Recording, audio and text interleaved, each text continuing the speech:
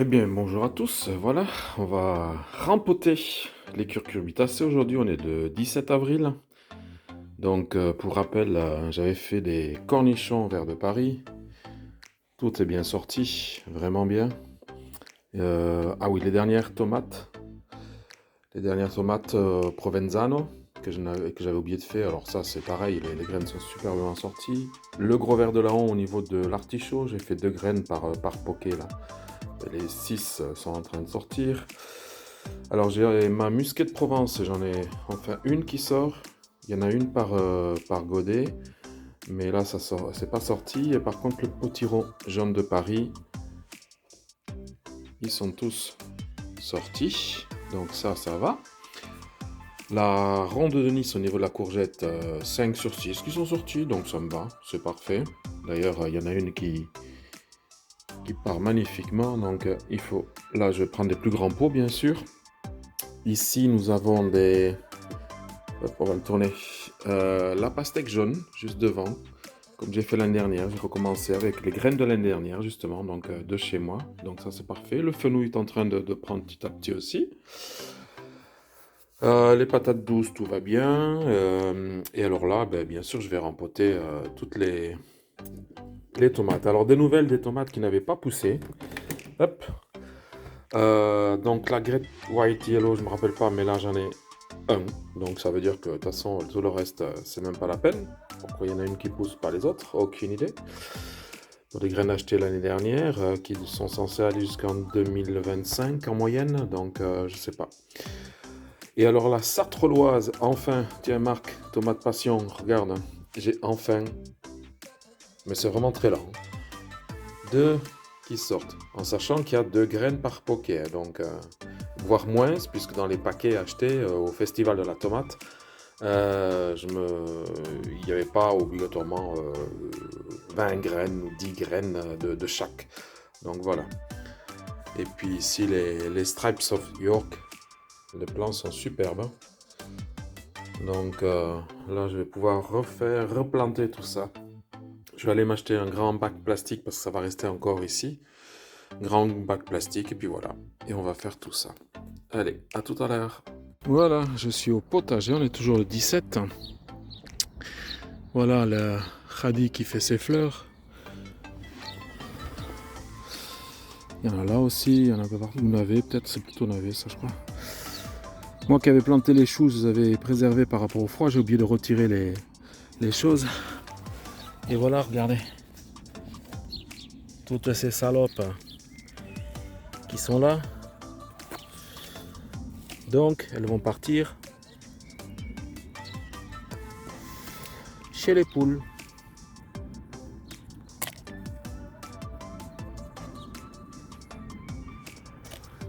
Hop. Voilà, je vais les cueillir et aller les filer chez les poules.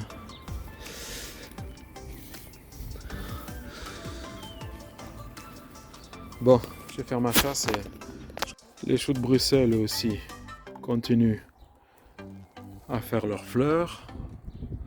Donc ça c'est bien, j'aurai de la graine. Très très bien. Bon, l'herbe ici, je vais passer un coup de tondeuse, de débroussailleuse pour faire ici. J'ai déjà commencé en fait, mais la batterie est tombée en rade. Donc voilà. Toute la partie ici, je coupe, je tond, je coupe, je débroussaille du moins. Parce qu'il y a du lierre, il y a pas mal de choses, il y a quand même des fleurs, donc je fais le tour des fleurs. Voilà, tranquille. Là j'avais bâché, c'est parfait. Je vais mettre les bambous qui se trouvent là, je vais les mettre là comme ça. Je pourrais passer la débroussailleuse demain, parce que toute la collection d'orties qu'il y a à peu près 2 mètres carrés et demi là, de là. Je vais le mettre dans un fût avec l'eau de pluie et me faire mon purin directement. Comme ça j'aurai une belle quantité de purin.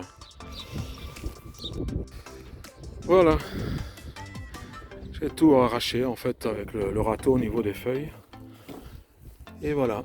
C'est là-dedans, c'est avec un peu d'herbe, un peu de lierre, une ou deux lianes de lierre, mais bon ça c'est pas grave, que du contraire. Donc voilà. Ça va faire mon purin, ça va travailler tout seul, ça sera bon pour la suite.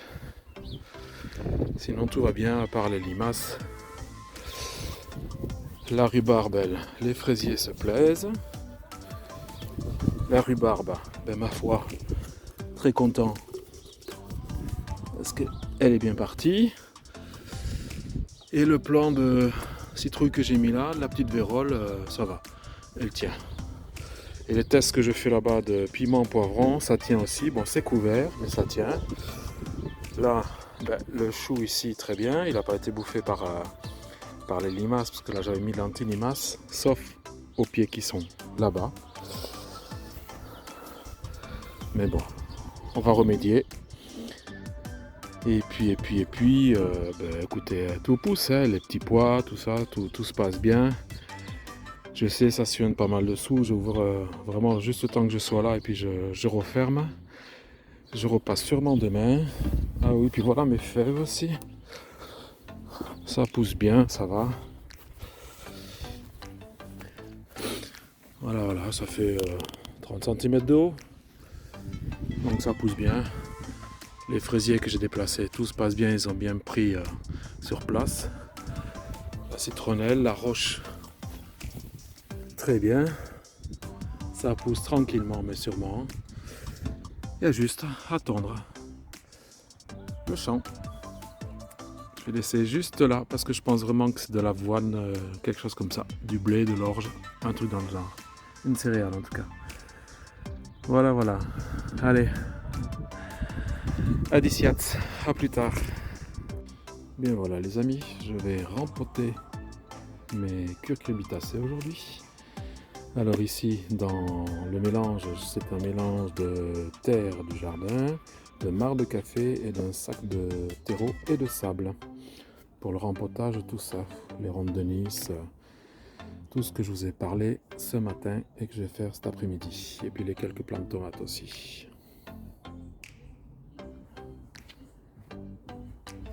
Voilà, donc je mets un peu de terre. Je prends,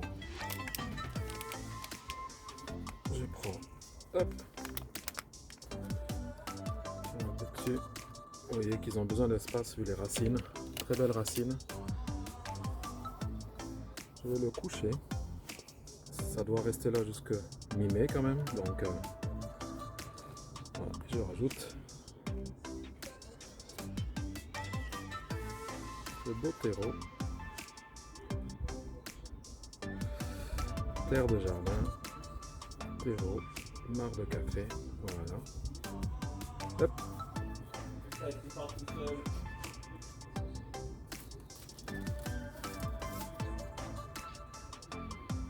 Et la tige. Allez, on continue.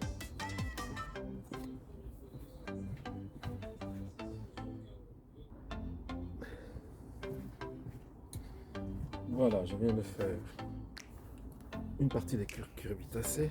Donc là, vous voyez, voilà la terre de jardin que j'ai au potager terrestre, au paradis terrestre. Et là, donc je mélange bien.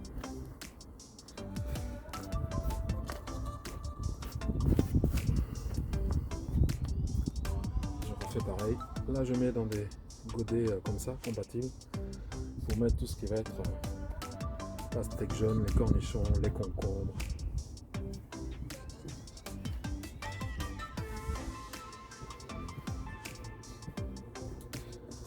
Voilà. Donc par godet, j'en ai fait pousser 2 graines. Alors il y a des fois j'ai 2 graines, d'autres fois j'ai qu'une seule qui a, voilà, les racines sont belles, bien blanches, c'est parfait. Là j'en profite un peu pour diviser les 2 plants, ce sera plus facile une fois que je les mettrai au potager. Certains je les ferai partir en 2, mais sinon suivant la place je mettrai, hop, différemment. Viens par là toi. Voilà. Ne pas oublier, comme je les mets dans un bac, de bien arroser après. Je le verse dans le bac, comme ça l'eau remontera d'elle-même.